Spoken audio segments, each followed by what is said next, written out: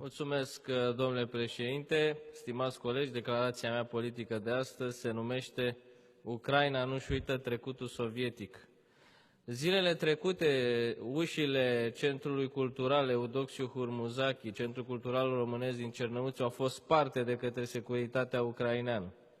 Oare de ce? Cu 2 zile înainte avusese loc un simpozion științific internațional organizat de Centrul Cultural Român Eudoxiu Hurmuzaki din Cernăuți și de Institutul Bucovina al Academiei Române cu privire la anul centenar și la ceea ce a reprezentat din perspectivă istorică unirea Bucovinei cu România la 1918. Iată însă că statul vecin vine cu o serie de măsuri care sunt total absurde și halucinante din perspectiva unei relații amicale, unei relații, așa zis, parteneriale între România și Ucraina. Nici mai mult, nici mai puțin au fost reprezentanții români de acolo acuzați că prin acțiunile lor instigă la separatism teritorial și la încălcarea integrității Ucrainei. Ba chiar în urma acestei descinderi au fost confiscate niște hărți istorice cu o grafică foarte frumoasă și care nu au nici cel mai mic element, nici măcar naționalist, ca să spun așa, sunt niște hărți comemorative. Am și eu 2 hărți de acest tip la biroul meu parlamentar din Otopeni și doresc să fac un anunț. Aștept securitatea ucraineană să vină și la mine la birou, să-mi spargă și mie ușa și să-mi confiște aceste hărți. Abuzurile au continuat. Vasile Tărâțeanu, președintele Centrului Cultural Eudoxiu Hurmuzaki, a fost reținut temporar de autoritățile ucrainene, iar acest centru cultural a fost închis.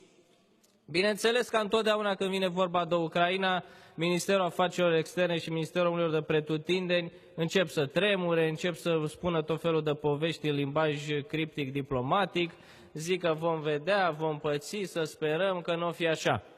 De ani de zile, Ucraina încalcă drepturile fundamentale ale românilor din teritoriile ocupate abuziv prin tratatul Ribbentrop-Molotov de către regimul sovietic. Indiferent că vorbim de nordul Bucovinei, indiferent că vorbim de sudul Basarabiei sau de fostul județ Hotin, ori de alte zone, comunități românești precum Transcarpatia, ori chiar Transnistria ucraineană. Peste tot, românii au devenit bătaia de joc a statului ucrainean și nu doar ei. Iată cum vedem legea educației din Ucraina care încalcă drepturile fundamentale ale tuturor reprezentanților minorităților din Ucraina. Eu își propun așa câteva măsuri.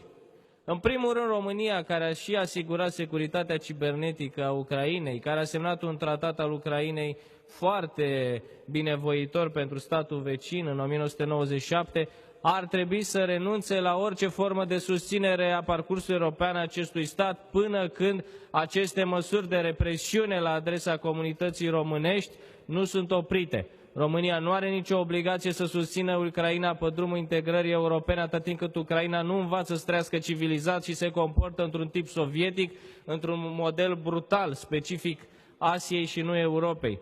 Și îmi pare rău că trebuie să o spun, eu cred că și acel tratat semnat în 1997, pe care mulți români îl consideră o rușine istorică, ar trebui rediscutat în aceste momente când Ucraina îl încalcă, iar nu România, care respectă deplin drepturile minorității, România care respectă deplin drepturile minorității ucrainene în România. Ca să nu mai spun că asupra României să fac astăzi o serie de presiuni internaționale ca să asigure și securitatea energetică a Ucrainei, total în detrimentul culmea relației cu Republica Moldova. Așadar, să nu uităm pe românii din Bucovina de Nord și din Ucraina.